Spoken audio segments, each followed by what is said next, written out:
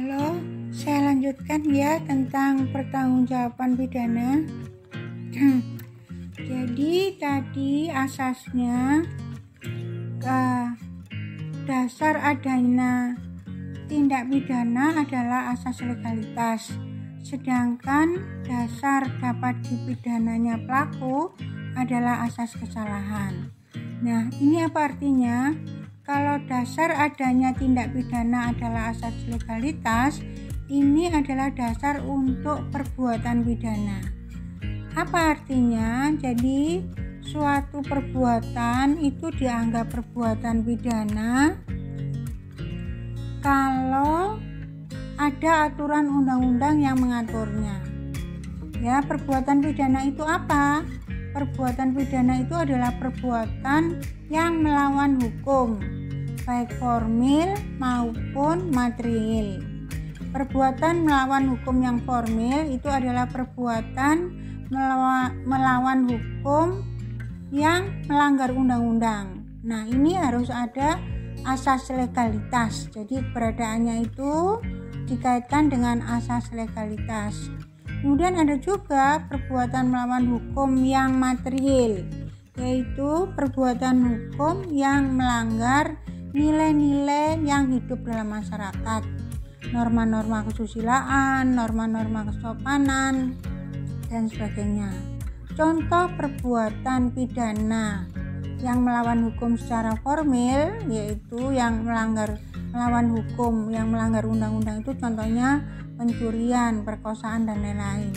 Kalau secara material misalnya ciuman di taman dan sebagainya. Nah, sekarang bagaimana dengan pertanggungjawaban pidana?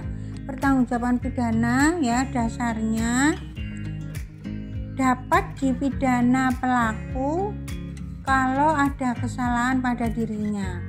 Jadi orang melakukan perbuatan pidana itu bisa dipidana kalau dia itu ada kesalahan. Apa maksudnya? Jadi dia itu memang sifatnya memang jahat, kemudian sudah ada niat untuk melakukan perbuatan yang dilarang tadi, perbuatan pidana. Nah, karena ada kesalahan, biasanya niat itu ada pada orang yang mampu bertanggung jawab. Jadi jiwanya sehat, akalnya sehat ya. Jadi dia bisa membedakan antara yang baik dan buruk. Tapi kenapa dia tetap melakukan perbuatan pidana? Nah, karena itu, karena dia sebenarnya jiwanya sehat, dia harus bertanggung jawab atas perbuatan pidana yang dia lakukan. Makanya orang yang melakukan perbuatan pidana dan bisa menginsafi bahwa itu perbuatan yang salah tapi tetap dilanggar, maka dia harus dipidana. Supaya apa? Supaya jera, tidak melakukan lagi perbuatan pidana, perbuatan yang dilarang tadi. Karena apa? Karena merugikan masyarakat, karena melanggar ketertiban. Nah, kalau kita ngomong perbuatan pidana itu ada dua macam, yaitu kejahatan dan pelanggaran.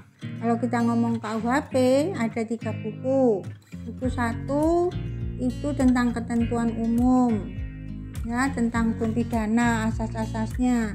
Tapi kalau buku 2 tentang kejahatan, kalau buku 3 tentang pelanggaran.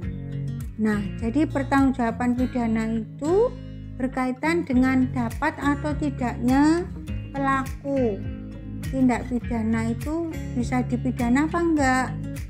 Bisa dipidana kalau dia itu melakukan atau mempunyai kesalahan.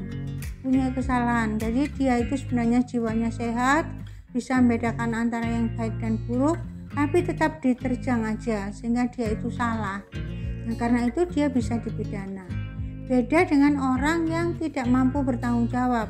Misalnya jiwanya sakit, misalnya orang gila, itu kalau melakukan kejahatan itu tidak bisa dipertanggungjawabkan, apalagi kalau ada surat keterangan dari ahli jiwa, psikiater, bahwa dia itu mengidap penyakit gangguan jiwa, maka dia tidak mempunyai salah saat melakukan itu karena dia tidak bisa membedakan baik dan buruk, ya, begitu.